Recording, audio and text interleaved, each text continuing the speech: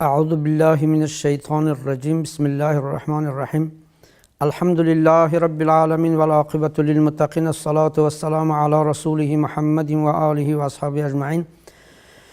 بعد از حمد و صلات برادران مسلمان میخواهم که کمی از تاریخ حزب نهضت اسلامی و لحظه های پیدایش او و چگونه تشکیل شدن او و توسط کی تشکیل شدن این حزب الهی برای شما کمتر نقل کنم.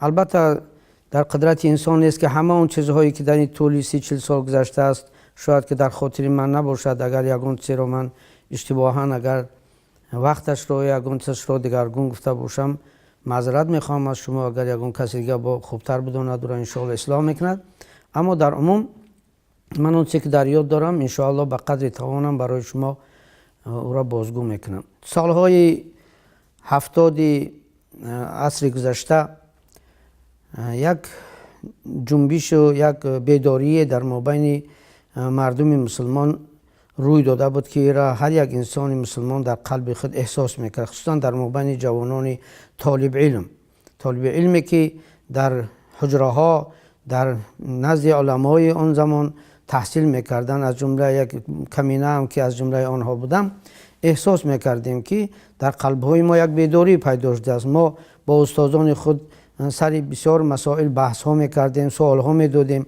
زیرا میدیدیم که آنچه را ما میخونیم به حیات واقعی ما، به حیاتی که ما خود را مسلمان میگرفتیم سازگار نبود. حدیث ها را میخوندیم، شرح های حدیث را، قرآن را تفسیرشان میخوندیم، تفسیرهای زیادی که در اونجا افکار علما درباره چگونه بودن مسلمان، چگونه زندگی کردنش گپ میرفت. ما آنها را مخالف زندگی خودمان میدیدیم. ما احساس میکردیم که ما اسلام گفته در زندگی اجتماعی، در زندگی عائلوی، در زندگی شخصی خودمان با اشتباهات زیاد روبرو هستیم. یعنی مسلمان گفته ما خود را مسلمان میگیم، اما عملهای ما خلاف آن چیزهایی است که خدا و پیامبر گفته است. از جمله در نظر داشتیم بدعت ها، عرف و عادت ها، کارهایی را که در مابین مردم ما بسیار سرخرج میگذشت، توی های سرخرج، روزهای ماتم که در روزهای ماتم چقدر خرج زیاد میشد، چقدر مردم زیاد در اونجا سرگردان میشدن. همه اینها باعث آن شده بود که ما سر این مسئله فکر کنیم و از لحاظی که ما باوری داشتیم که قانون خدا یک قانون عدالت است، قانون حیاتی است، قانونی است که انسان را به سوی خوشبختی های دنیا و آخرت میبرد، اما او را در زندگی میدیدیم که قانون هایی که ما مسلمان ها پیروی میکردیم ما را به سوی قشاقی، به سوی دشواری، به سوی دیگر مشکلات اجتماعی کشانده ایستاده است. فرزندان ما تربیت درست نمییابند. ما از سببی که مال و اشیاء خودمان را اسرافکارانه به هر کارهای بیهوده صرف میکردیم، نمیتوانستیم که اون خیلی که لازم است برای فرزندان خودمان، مثلا که برای تعلیمشون، برای لباسشون، برای زندگیشون چیزهای مهیا کنیم.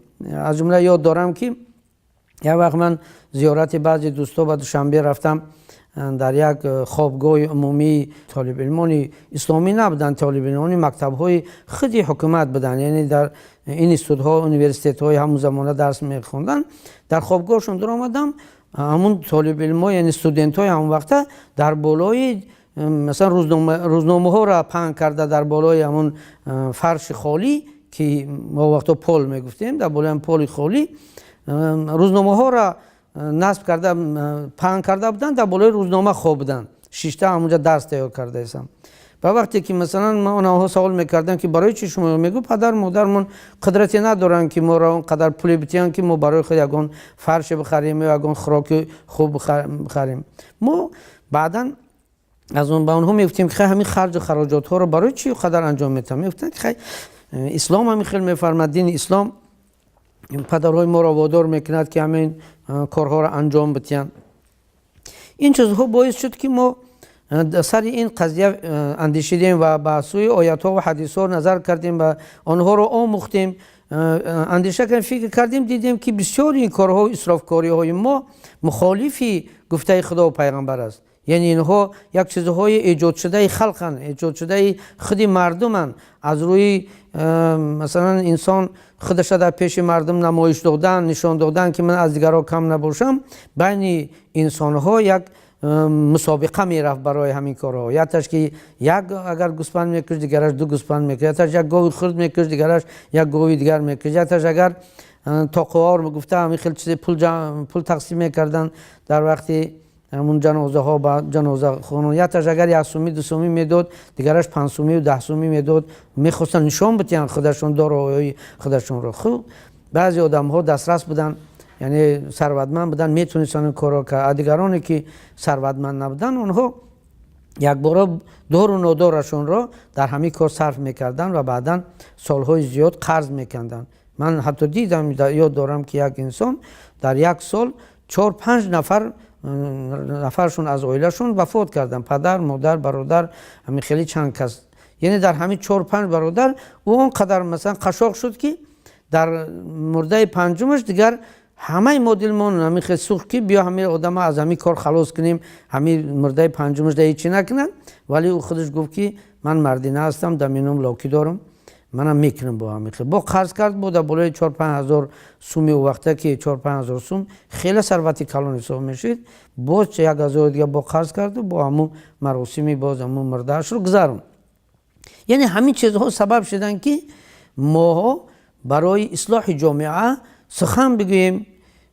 با استادای خود صحبت کردیم، اونها هم حیران میشدن، میگفتن که پسرم راست است، درست است، میگه پای شما در کتاب های نیست، اینها بدعتن. ولی چکنیم که جامعه مسلمان ها همین کار انجام میدن. اگر ما حاضر کارا رو مخالفت کنیم مثلا باز بین مردم اختلاف با وجود می آید.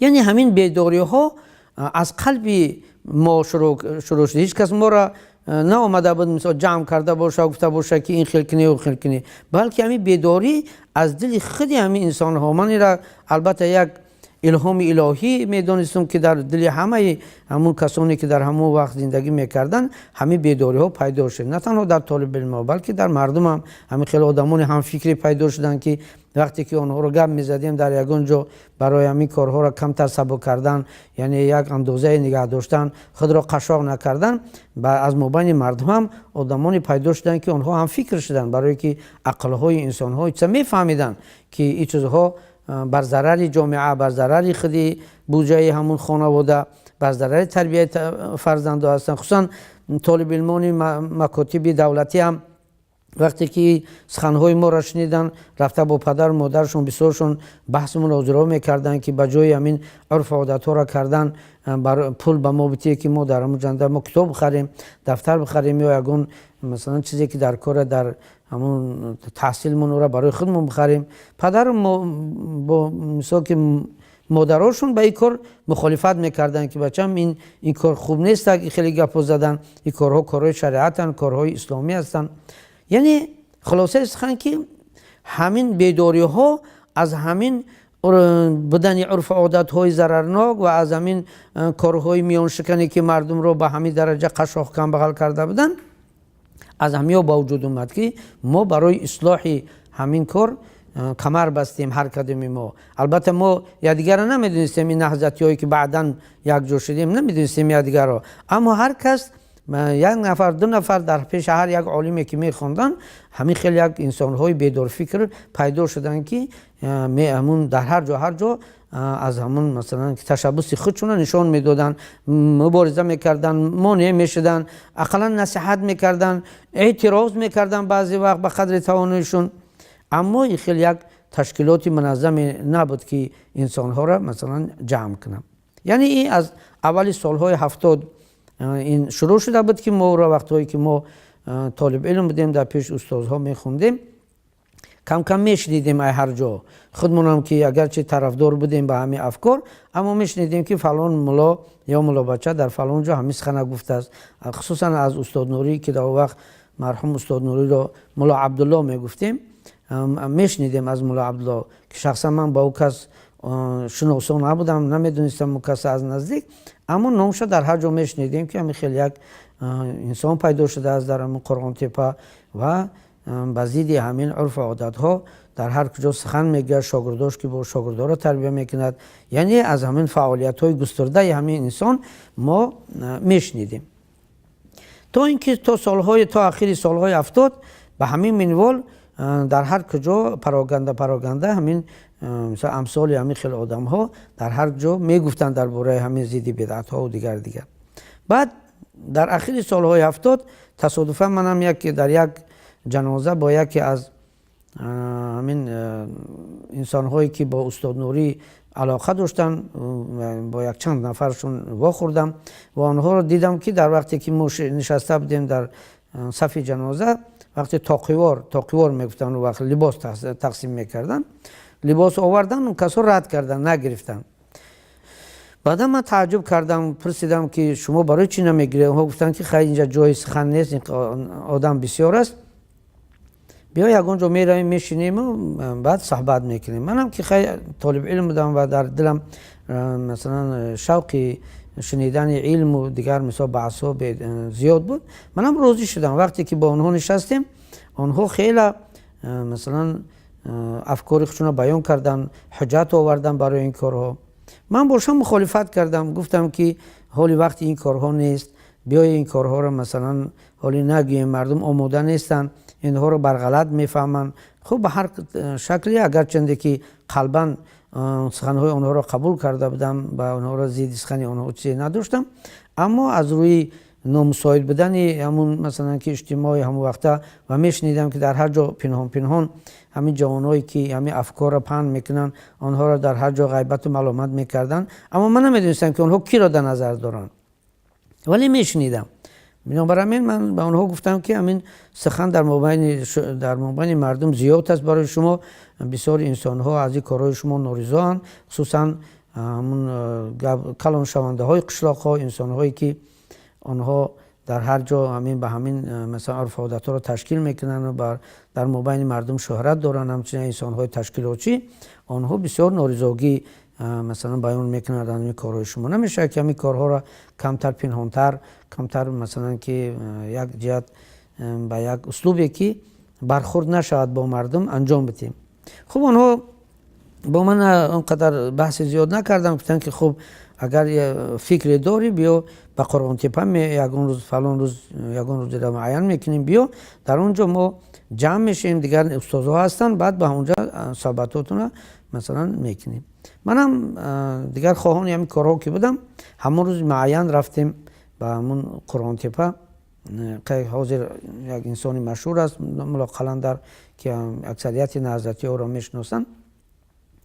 خب در اون وقت من اون کس را نمیشناختم، مهمان شدیم در خانه هم ملا قلندر و در اونجا استاد نوری خدا رحمتشون کنه وقت اون جامع بودن، ملا عبدالله. بعد در اونجا یک ملا جمعه بیگ، اون کس بود که حالی با لقب خالد مشهور است، اون کس حیات هستن. خب ملا نعمت الله در اونجا حاضر بودن، محمد رسول، باز چند نفر دیگه که اونها رو شاید که در اون نام ها شده نیان، چند نفر دیگه در اونجا حاضر بودن که من بسیاری اونها رو اولین بار می دیدم. ملا امردین در اونجا بود. بعد همون جوانایی که ما هم دعوت کرده بودن او هم در اونجا حاضر بودن. در اونجا بعد وقتی که صحبت ها کردن، دیدم که اونها از ما پیشتر مثلا که پیشرفته ترن، یعنی افکارهایی را بیان کردن که ما حالی در سر آنها فکر نکرده بودیم. ای جمع شدن، یک تشکیلاتی منظم تشکیل کردن، یک جای عمل کردن، مثلا تعلیم و تربیه را با مصلحت دیگر کردن، پیشنهاد کتاب‌های نو، کتاب‌هایی که آنها افکار مردم را بیدار میکنن، از جمله کتاب‌هایی که مثلا نویسنده‌های برادران مسلمان نوشته بودن، از جمله مثلا کتاب‌های سید قطب و حسن البنا و دیگر کتاب‌هایی که در وقت رواج نبود خواندن آنها را پیشنهاد کردن که همین کتاب‌ها را درسی کنیم تا که انسان‌ها یک بیداری فکری به وجود بیاد، یک خودشناسی به وجود بیاد. ما باید که از خواب غفلت بیدار شویم.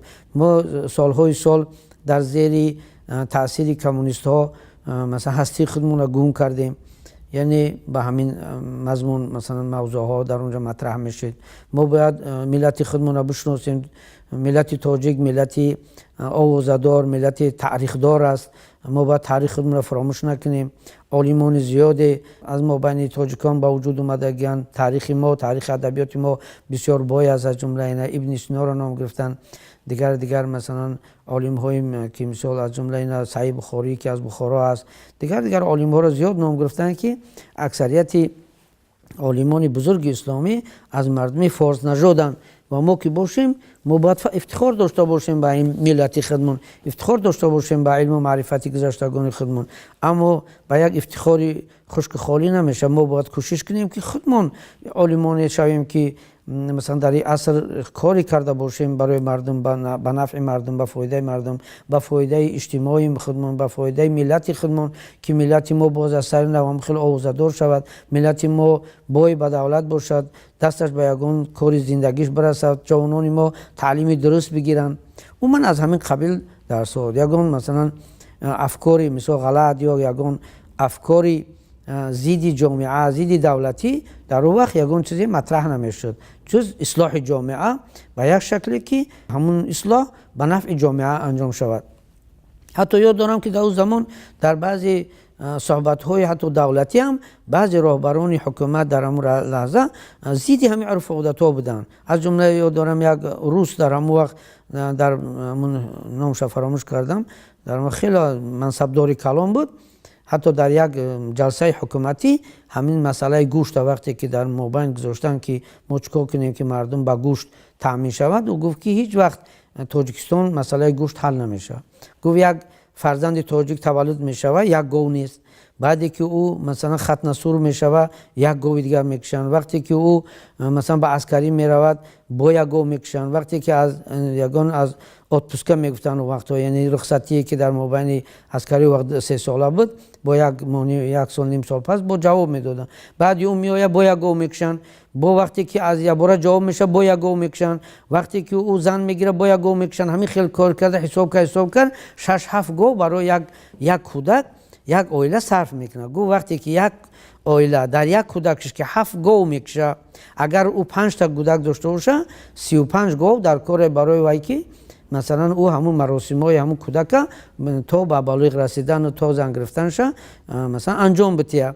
پس اگه حساب کنی که در سر هر یک عائله 35 گاو در کاره، که در وقت با پولی مثال ماهانه در زمان شوروی که ما پخته میچیندیم با یک چند کیلو پخته که میچیندیم، مثلا این قدر مثلا که ثروت جمع کنی که 35 گاو رو آدم بکشه و مردم بتیه، این خیلی مثلا زحمت زیاد طلب میکنه. یعنی همون عروس با عقل خود فهمیده بود که همین تاجیک‌ها هیچ وقت بای نمیشن، هیچ وقت دارنده نمیشن، برای که خرجشون مثلا دخلشون زیاده. دیگر مثلا که دیگر آدمانی که در سر حکومت بودن اونها هم همین چیزها رو میفتن. اونها آدمان عاقل بودن، دانشمند بودن، اگرچه اسلام ممکنه میدونستن اما فایده دنیاشون رو میفهمیدن که کدوم کار به جامعه فایده داره، کدوم کار به جامعه فایده نداره. اما در برابر عرف عادت مردم هیچ کار کردن نمیتونستن. آنها خودشون هم مجبور بودن که همین کارها رو انجام بدن، اگرچه که آنها کمونیست بودن، اگرچه که در عقیده کمونیستی اون وقت بسیار هم شدیداً محکوم میشد این کار، اما به هر شکل کوشش میکردن که در پیش نظر مردم هم که نباشه، دورتر از خونهشون در یک جا همون کار به خاطر مردم انجام بدن. همون ختم ها و همون مثلا مراسم ها را میکردن برای که دستشون میرسه. آنها دورنده بودن، میفتن یک مثلا جانشین شکی هم یک گاو بخری برای در فلان جا در خونه فلان خشما همونجا همه خدایی را انجام بده که مردم نگن که فلانی مثال مادرش به خدایی گور کرد، یا که مثلا که بچه‌ش یا که خواهرش به خدایی مثلا که گور کرد. کار کرده که همه عرف عادت ها را حتی همون را برای کمونیست هم انجام میدادن.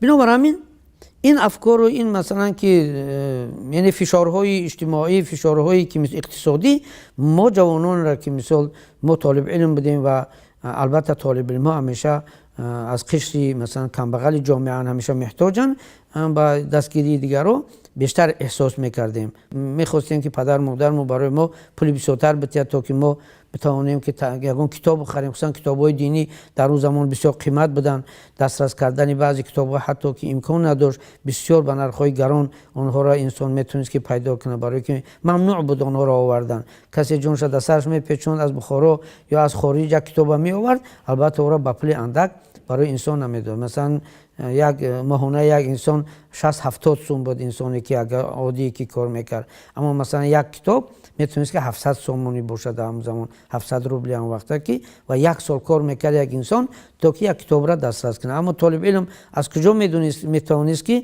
این مثلا که چیز را انجام بده؟ بنابر همین فکرها ما را شخصا من رو یعنی پیوست کرد با این جمعیتی که آنها داشتن. یعنی به من خوش آمد که آنها این فکرها رو دارن. ما آرزو داشتیم که مثلا یک کاری اندک کنیم. یک بار وقتی که جوانان را دیدیم که آنها چقدر مثلا کارها را انجام دادن، کتاب‌های نو در تحصیلشون علاقه جا دادگیان، بسیار افکار را آنها بیان کردن که ما حتی نمیشنیدیم و چطور از استادای خودمون تصورش هم کردن نمیتونستیم. بسیار خوش دیدیم که خداوند ما را به این خیل انسان ها، به این خیل جوان ها مثلا روبرو کردیم، از اینها ما مصلحت ها گرفتیم، از اینها مثلا افکار رو مختیم. با همین ما هم قلبا با این انسان ها یک جای شدیم و هم فکر شدیم و بعدا هر کدوم ما به جای خودمون رفتیم، با به جای درس خودمون، به جای زندگی خودمون و ایسته هر کس به شکلی تنها اما در مثلا آگاهی یکدیگر، یعنی آگاهی یکدیگر را میرفتیم میدیدیم، هم صحبت میشدیم، مصلحت میکردیم، مثلا دستور میگرفتیم، اگرچه دستوری همچون راهبر هم که نبودن، اما که آنها که از ما بیشتر میدونستن، استاد نوری خدا رحمتشون کنه، یعنی بعضی مشکلات خودمون را بیان میکردیم. اون کسا به قدر تواناییشون برای ما مصلحت میدادن که ما باید چخیل برخورد کنیم، چخیل کنیم. گفته باید یک چیز نکته را باید بیان کنم که پیش از ما هم یک نسلی پیش از ما که استادای ما بودن، از جمله دام حکمت الله، ملا عصام الدین خدا رحمتشون، ملا توکل، دیگر ملاهایی که در همون زمان ملا قیام الدین میگفتن، ملا سعید رحمان، دیگر ملاهای از ما کلان سال که آنها در سن سال با استادهای ما برابر بودن، میشنیدیم که یک وقتی یک 15 سال پیشتر از ما به همین مثلا که اصلاح جامعه کمر بسته بودن. آنها هم در مبین مردم برآمدها کردن، مردم را به سوی کم کردن همین خرج خراجات ها دعوت کردن. اما مردم که به مقابل آنها که برخواستن و دیدن که فشارها زیاد شدن، آنها ایسته از مثلا حرکت باز موندن، دیگه دعوت نکردن. ما اون چیزها را شنیده با پیش آنها رفتیم، به پیش استادای کلانم، از آنها مصلحت میپرسیدیم. بعضی آنها مصلحت نمیدادن، میگفتن در کار نیست، همین کارها نکنید، شما را مثلا از جامعه طرد میکنن، شما را دیوانه میگن، شما را مثلا که با دیگر نامها عیب دار میکنن که در وقتا خوشبختانه حال نام وهابی نبود. اما مثلا ملای نو، ملاهای مثلا که دیگر گفته تحقیر میکردن اما آدمانی که به همین افکارها را در هر جا مثلا پهن میکردن. اما ما با یک مثلا که شوق و ذوق گوش میکردیم و آرزو داشتیم که میلش در این راه اگر ما را هر قدر اگر سخنم که بگن ما این کارها را انجام میتیم ان شاء الله گفته به خود قصد میکردیم. این مرحله اولی شناسایی ما با استاد نوری و با آدم‌های حرکی که در اون زمان حرکی بودن و حرکت این نظام این حرکت الهی را که پایه‌ریزی کرده بودن، این بود مثلا مرحله اول شناسایی ما. ان شاء الله در صحبت‌های بعدی ان شاء الله از مرحله دیومی یعنی شناسایی و کار خود از تشکیل حزب نهضت اسلام و مثلا به نظام در آوردن این حرکت الهی ان شاء الله با شما صحبت خواهم کرد. السلام علیکم و رحمت الله و برکاته.